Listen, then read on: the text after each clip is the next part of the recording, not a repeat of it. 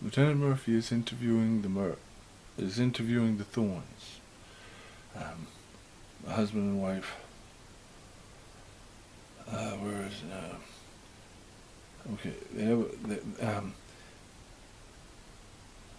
and about a murder, and the husband Harry, he confesses to everything. The wife blames the victim, of course, and stands by her man.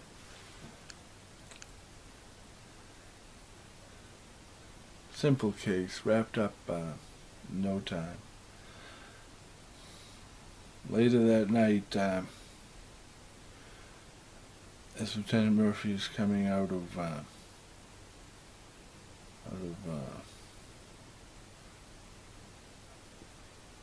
the bar that he frequents, the psychic reader that he had interviewed that day, she's tailing him. So pretty soon he catches on and he stops her. He doubles back and, "Why are you tailing me? I know who you are. I know what you can do. We all have dream walkers, parts of ourselves that we can project in times of stress.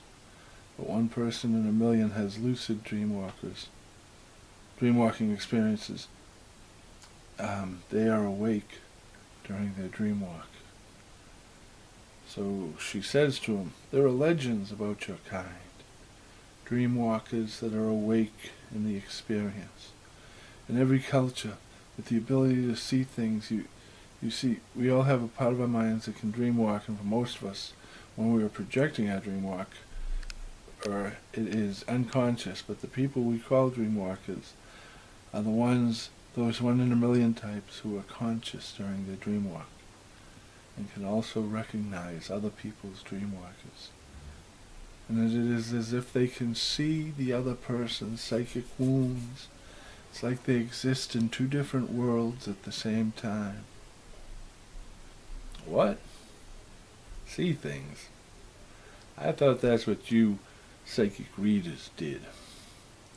Well, sure, but on a whole different level. Psychic readers see things that, like we are looking at a screen within our minds. There is a separation, like when you use a computer. There is a separation between the person looking at the screen and the cyberspace behind the screen. But psychic healers have the ability to experience so much more, delve so deeper into the other person's chakra, to sense a person's field of energy. Let me see, okay. To see the psychic wounds and restore equilibrium and balance to that person. That's why they're called healers. Psychological healing. Spiritual healing. It's so much more than I can explain. "How do you know all this?" he asked. "My grandmother spent her life with one of your kind. She told me all the stories. Psychic readers form an omnipresence. It's said that you can restore equilibrium and balance, not just to individuals, but to entire towns, cities, maybe one day even to the world if there's enough of you. No one really knows the limits of your abilities. All my life listening to my grandmother's stories about her psychic healer. She said her abilities were multiplied 100-fold when she was with him. Even if it was only 10 times, that would be enough to psychically read everyone. To us, you are the superheroes in our circle. Very rare. You don't realize how rare. Most of your kind, people who are consciously aware during their dream walk, during their awakening, when their abilities present themselves, that they will form a psychic link before they're even before they're even aware of what is happening. They will form a psychic link with their soulmate, and their abilities will shut off before they're even consciously aware of them. And then they'll live a normal life, indistinguishable from everyone else, just an average Joe. And then when the day comes when one of you dies, within 4 days of your soulmate's passing, you will also pass. But every so often in the early process, the link gets broken before the bond is complete by an accident or sudden death.